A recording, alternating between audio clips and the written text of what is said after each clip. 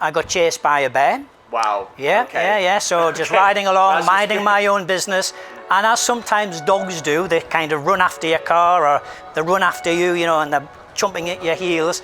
There's a brown bear running after the bike.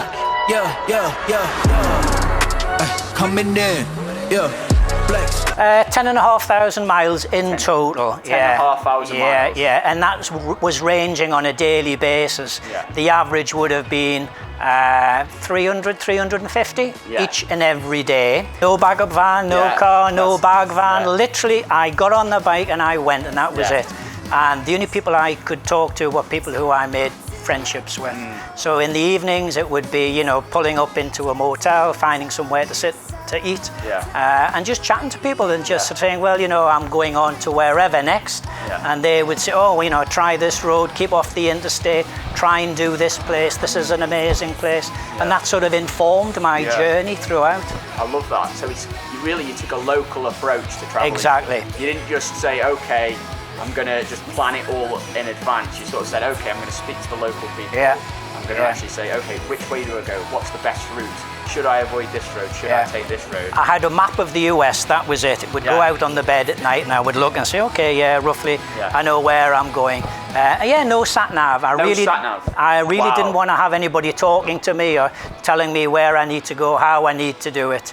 It was, you know, an adventure. Starting in Florida, heading up the East Coast, getting across the top through the Glacier National Parks. But it still was a nifty, quick bear. And then further on, all the traffic had stopped and it was to allow bison to cross the road.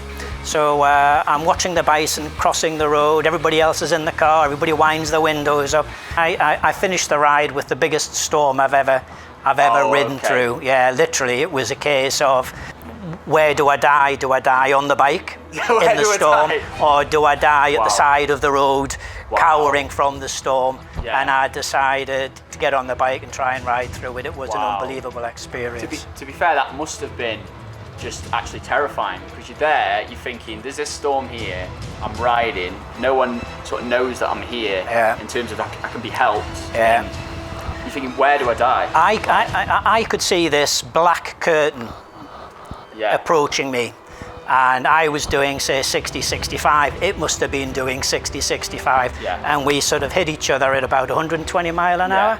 And I went from full visibility to no visibility in 60 seconds. Managed to feather the bike to the roadside, interstate trucks going past me.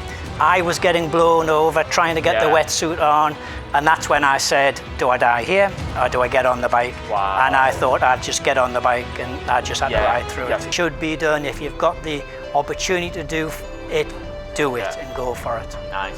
That's a nice thought for everyone, to just get out there and just take an adventure, because you've got one life, you've got one life to live, and just enjoy your life.